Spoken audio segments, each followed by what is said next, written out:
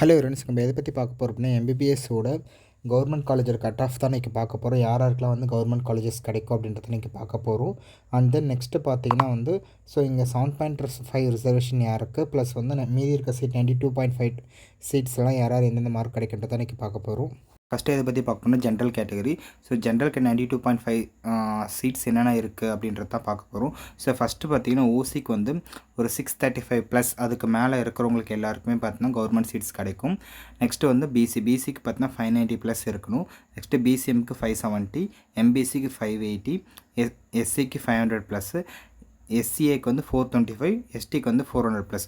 இந்த மார்க் இருக்குது உங்ககிட்ட அப்படின்றப்போ 92.5% ஐ மீன் அதர் தென் அந்த 7.5 ரிசர்வேஷன் சீட் போய் மீதி இருக்க சீட்ஸ் எல்லாருக்குமே எல்லாருக்குமே அலாட் ஆகும் கவர்மெண்ட் காலேஜஸ்லேயே.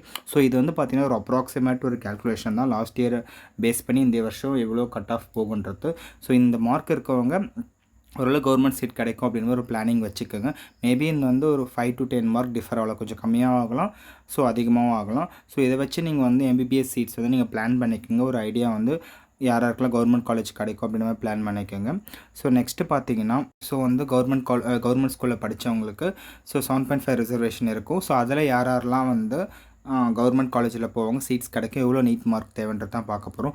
ஓசி இருந்தால் 475 வேணும், பிசினா வந்து 430, பிசிஎம்னா 410, எம்பிசி 440, எஸ்சி வந்து 400, எஸ்சி எஸ்டி 400. இது எல்லாமே இந்த மார்க்குள்ளே இருக்கவங்க, இதுக்கு அபோவ் இருக்கிறவங்க எல்லாமே 7.5 ரிசல்ட் கவர்மெண்ட் சீட் கன்ஃபார்ம் கிடைக்கும். இதுலேயும் அதுதான் உங்களுக்கு அப்ராக்சிமேட்டாக தான் நம்ம கேல்குலேஷன் பண்ணியிருக்கோம். மேபி இதில் வந்து ஒரு 10 or 5 மார்க் வந்து டிஃபர் ஆகலாம், லோவாகவும் ஆகலாம், இன்க்ரீஸும் ஆகலாம். அதுக்கு தகுந்த மாதிரி நீங்கள் பிளான் பண்ணிக்கோங்க. உங்களுக்கு வந்து இப்போயே நீங்கள் வந்து உங்கள் மார்க் பேஸ் பண்ணி உங்களுக்கு கவர்மெண்ட் காலேஜ் கிடைக்குமா இல்லை மேனேஜ்மெண்ட் சீட் கிடைக்குமான்னு பிளான் பண்ணிக்கோங்க. அதுக்கு தகுந்த மாதிரி வந்து உங்களுக்கு வந்து அட்மிஷன்ஸை வந்து நீங்கள் பிளான் பண்ணிக்கோங்க. இங்கே வந்து எல்லாருக்குமே எம்பிபிஎஸ்ன்றது ஒரு பெரிய கனவாக இருக்கும். அந்த கனவை பாசிபிளான சான்சஸ் இப்போ தான் இருக்குது. நீங்கள் வந்து கரெக்டாக உங்களோட நீட் மார்க் பேஸ் பண்ணி கரெக்டாக பிளான் பண்ணிக்கோங்க. நிறைய பேருக்கு என்னென்னு பார்த்தீங்கன்னா அவங்க மார்க்குக்கும் பிளட் அவங்களுக்கு கவர்மெண்ட் காலேஜ் கிடைக்குமான்னு தெரியாமையே வந்து நிறைய பேர் கவுன்சிலிங் அப்ளை பண்ணுறீங்க. அப்படி இல்லைனாலும் நிறைய பேர் கன்ஃபியூஷன்ஸ் ஆகுறீங்க. நீங்கள் வந்து ஃபஸ்ட்டு வந்து உங்களோட மார்க் வந்து எவ்வளோ இருக்குன்னு பாருங்கள்.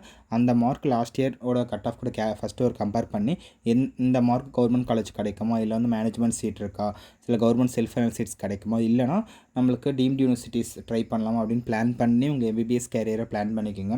இன்கேஸ் உங்களுக்கு ஏதாவது டவுட் இருந்துச்சு, உங்களுக்கு எப்படி ஜாயின் பண்ணணும் அப்படின்னு எங்களை வந்து காண்டாக்ட் பண்ணுங்கள். உங்களுக்கு எல்லாத்தோட அப்டேட்ஸ் கொடுக்குறோம்.